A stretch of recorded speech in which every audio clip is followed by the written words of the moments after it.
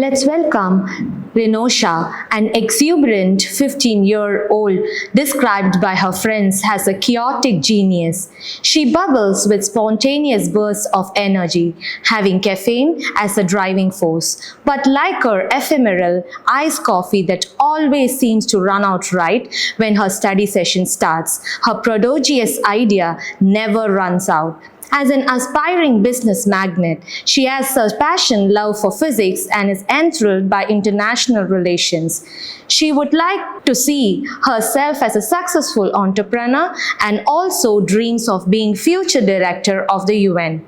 Apparently, she's been galvanized by another excellent 15-year-old, Miles Morales. Good evening, everyone. Before we begin, I want you to imagine something and be honest with yourself. It's 10 a.m. You have a massive assignment due at 11:59 p.m. Have you started? Nope, not even a little. You wake up motivated. Today's the day you'll finally lock in. You pour your coffee, open your laptop, and then you see it. A tiny red notification. Just a quick scroll, you tell yourself, but one meme turns into 10. And 10 turns into a study with me video you don't actually study with. And somehow it's 2 p.m. And you tell yourself, okay, I'll eat something first. Maybe food will give me inspiration. Cut to you eating cold pizza because you tell yourself that finding the right mindset is part of the process. Finally, you sit down, caffeine in one hand and determination in the other. The cursor blinks, judgmentally. You type a few words, delete them, type again, and delete again. Hours slip by, the sun sets, and your motivation disappears somewhere between your fridge and your phone. And yet, when it's 11:58 p.m., adrenaline surges. Fingers fly and submit. You did it. Victory? Maybe. Relief? Definitely. Lessons learned? Not really. Because we both know tomorrow you'll do it all over again.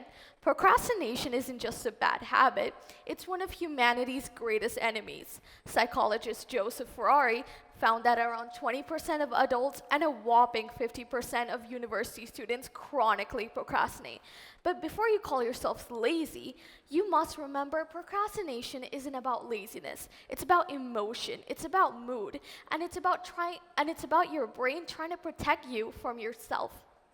Our minds don't crave the calm, they crave comfort. And that's how we end up caught in the same chaotic cycle again and again.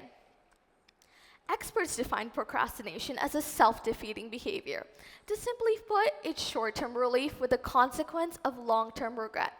But to us, it's that weird delusional hope that we can finish a 50-page paper in one night, powered only by caffeine, tears, and denial. I mean, if I can binge watch a 300-episode anime in a week, you'd think I could finish one English essay on time? But no, I'll still wait until midnight. I've rewatched 6 seasons of random shows rather than write my first paragraph.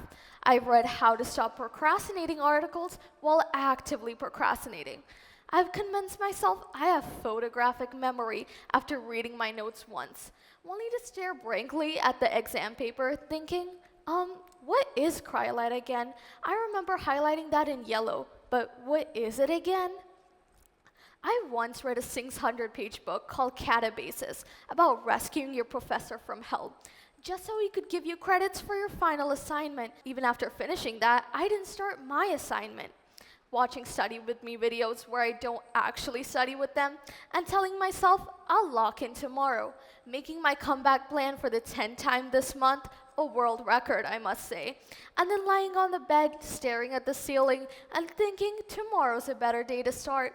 Spoiler alert, tomorrow never is. Procrastination doesn't just damage your GPA, it damages your emotions and even your body.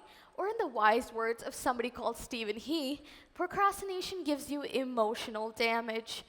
Psychologists say procrastination thrives on anxiety, perfectionism, and a fear of failure. Chronic procrastinators feel more guilt, more stress, and less self-worth. Over time, it's not just mental, it becomes physical. You sleep less, eat worse, and stress more. Your immune system weakens, and even your heart takes a hit. I mean, it's a domino effect. Anxiety, avoidance, guilt, stress, burnout, and repeat. But here's the twist. Procrastination isn't your enemy trying to destroy you. It's your brain trying to protect you.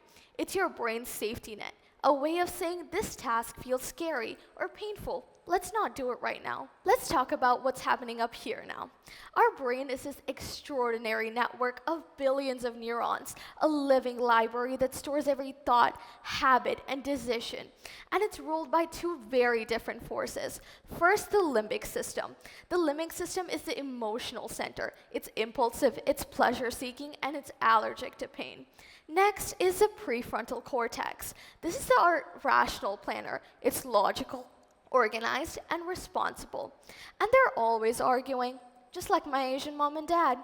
The limbic system wants snacks and YouTube. The prefrontal cortex wants you to pass your finals. And guess who wins most of the days? Yeah, the one holding the phone. Your limbic system screams, avoid the pain, and your amygdala, your internal drama queen, freaks out at the sight of deadlines. Meanwhile, dopamine, the feel-good chemical, rushes in every time you scroll, laugh, or delay. And that's why procrastination feels good in the moment, even when it hurts you later. It's like having two captains on one ship. One wants to cruise, and the other wants to reach the destination. And every time your emotional captain grabs the wheel and says, we're detouring to Instagram Island. At the heart of procrastination lies something called delay discounting. Your brain is terrible at valuing future rewards. A meme now feels better than an A+ later. Finishing a project weeks from now on, too abstract. Watching one video, tangible, and guaranteed dopamine. Procrastination always starts so innocently, doesn't it? Whether you're a student avoiding that monstrous pile of math homework, or an employee just taking 5 before doing one task your boss actually cares about, or an artist dramatically staring at a blank canvas like it personally insulted you. It's all the same story. I've personally spent hours bargaining with the universe, hoping for anything. An alien invasion, a sudden meteor strike, or maybe even a mild apocalypse, just so I wouldn't have to do my economic structure questions. And when the world didn't end, my anxiety sure did. That's when the domino effect began. First comes the guilt, that little voice whispering, you should have started earlier. Then the anxiety crashes, sending your cortisol levels skyrocketing. Sleep takes the first hit. You toss and turn, mind racing through every decision you've ever made. The next morning, you're walking into school like a half-awake zombie, clutching coffee in one hand and regret. Sleep deprivation starts eating away at your focus. Your immune system weakens, and your temper shortens. And suddenly, what started as a "I'll do it later" turns into a full-blown mental and physical burnout. Procrastination is not just bad time management. It's a chain reaction. One tiny delay sends you toppling into exhaustion, irritability, and even symptoms that overlap with ADHD or depression. It's like lighting a single match and then pretending to be surprised when the whole forest catches fire. Your brain learns this loop and rewards it. It's the worst loyalty program ever invented. But here's the thing. Procrastination isn't really about time management. It's about emotion management. You're not avoiding the task. You're avoiding how the task makes you feel.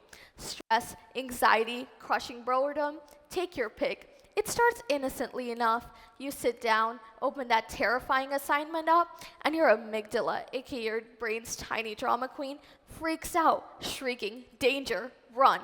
And your limbic system, the impulsive pleasure seeker of the brain, steps in like that bad influence friend. Relax, watch one episode on Netflix, maybe 3. You've earned it. I mean, you've studied for a whopping 5 minutes. Boom, instant relief. For a glorious 10 minutes, everything in life feels perfect. But as the deadline tips still closer, like a horror movie villain creeping up behind you, that temporary peace mutates into full-blown panic. Now, you're not just stressed about the task, you're stressed about being stressed about the task. So armed with caffeine, fear, and the sudden ability to type 2,000 words per hour, you pull a miracle. You summon it at 11:58 p.m., collapse dramatically, and whisper, never again. But your brain, being the chaotic trickster it is, goes, see, we survived. Let's totally do this next time. Congratulations, you've officially joined the procrastination cycle, the emotional roller coaster nobody asked for, but somehow we're all lifelong season pass holders. And while procrastination feels like a modern curse created by Wi-Fi, Netflix, and the unholy invention known as doom scrolling, the truth is humans have been dodging responsibility since the dawn of civilization. Our ancestors weren't any better. They didn't have deadlines on Google Classroom, but trust me, they found ways to avoid building temples and doing taxes too. The ancient Greeks, in all their philosophical glory, even named the problem acrosia, which translates to doing the thing you know you shouldn't be doing while avoiding the thing you absolutely should. So if you ever binged a series the night before the exam, congratulations, you and Socrates are basically the same. Except he wrote philosophy and you wrote, well, nothing. Then the Romans came along and said, let's make this official. They gave us procrastinate, which means to put off until tomorrow. Fun fact, tomorrow has been humanity's favorite deadline since 200 BC. Tomorrow has been overbooked for 2,200 years. No wonder we're always so overwhelmed. And you'd think after thousands of years, humans would evolve past this. Nope. Instead, we invented more distractions. First fire, a productivity tool, or let's stare at it for 3 hours. And then books. Oops, spent the whole weekend reading fiction instead of doing taxes. And now the holy trinity of procrastination, YouTube, Instagram, and the fridge. We basically crafted a rich cultural legacy of delaying the inevitable. Procrastination is a universal human tradition passed down from ancient philosophers to medieval scholars and to modern teenagers who swear they'll start after one more episode. And the next time you avoid homework, by deep cleaning your entire house like a Victorian maid on caffeine, just tell people you're honoring your Greek and Roman heritage. And let's be honest, procrastination isn't some mysterious curse. It's just your brain's version of a toxic roommate situation. Meet the two tenets, present you and future you. Present you is all about vibes, snacks, naps, and comfort, and maybe a little existential dread sprinkled. You're basically the poster child for chronic unemployment.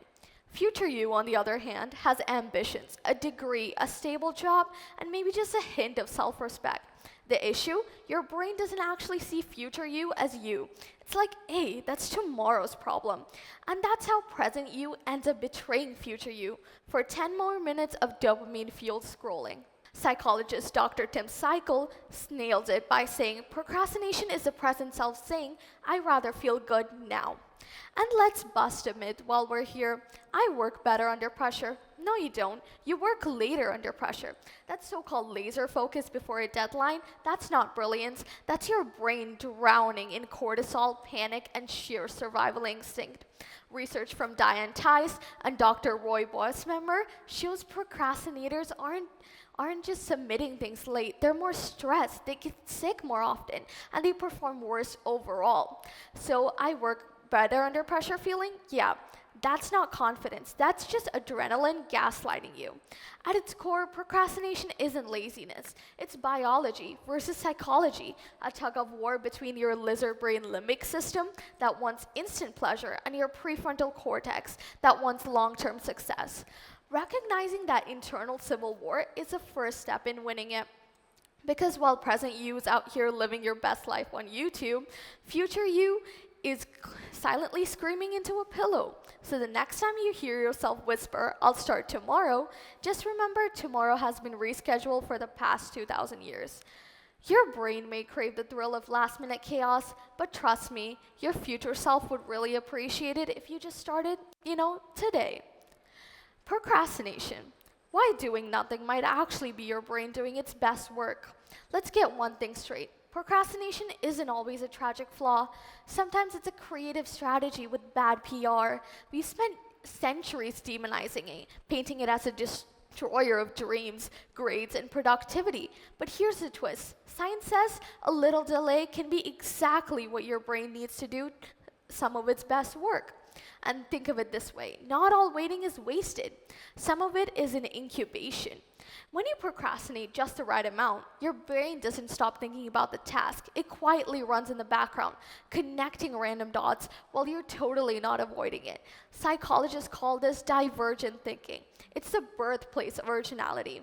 Wharton professor Adam Grant found that people who procrastinate moderately came with ideas rated 28% more creative than those who started early. Why? Because when you give your brain space, it starts wandering, and wandering is where innovation lives. And Einstein called this a combinatory play. So maybe that Netflix break wasn't avoidance, it was strategic incubation. But that's not all. Your procrastination can actually boost creativity, improve decisions, optimize performance, as well as weirdly increase your efficiency. And of course, chronic procrastination is another beast. It can wreck your health, your sleep, and your sanity. But moderate procrastination, that's art. It's balance. It's your mind's way of saying, hold up, genius in progress. So maybe we should stop calling ourselves lazy and start calling ourselves creative delayers. Because sometimes the best ideas don't come when you force them, but they come when you finally stop trying so hard. And here's the silver lining. Procrastination isn't all evil. In small strategic doses, it can actually spark creativity. Psychologist Adam Grant calls this active procrastination. It's when you delay on purpose, not to avoid the task, but to improve it. Passive procrastinators are those who delay when they're scared or indecisive. And active procrastinators are those who delay strategically and then crush it under pressure. So if you're going to procrastinate, and let's be real here, you are, at least be the second kind. Let your ideas brew and not rot in your brain. The trick is knowing why you're delaying it, because awareness turns procrastination from a bad habit into a power move. And remember, procrastination is like that one friend who's fun at parties, but totally ruins your entire life if you hang out with them too often.